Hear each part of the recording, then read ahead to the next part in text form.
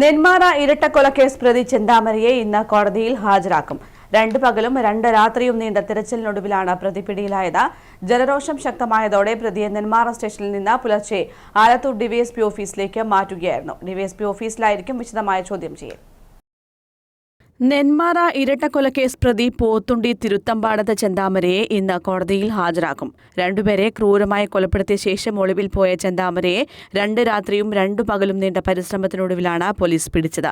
പോത്തുണ്ടി വനമേഖലയിൽ ഒളിവിലായിരുന്ന പ്രതി വീട്ടിലേക്ക് ഭക്ഷണം തേടി വരുന്നതിനിടെ ഇന്നലെ രാത്രി 10 മണിയോടെയാണ് കസ്റ്റഡിയിലായത്.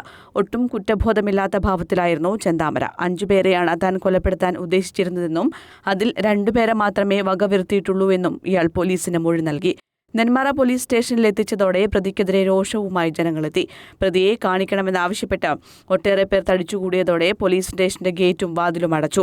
ജനം ഗേറ്റ് തല്ലി തകർത്ത് അകത്ത് കയറിയതോടെ പോലീസിന് ലാത്തി വീശേണ്ടി വന്നു. രാത്രി തന്നെ ചെന്താമരയുടെ വൈദ്യപരിശോധന പൂർത്തിയാക്കിയെന്ന് പോലീസ് അറിയിച്ചു. പ്രതിയെ ഇന്ന് കോടതിയിൽ ഹാജരാക്കും. News desk, Kannur vision.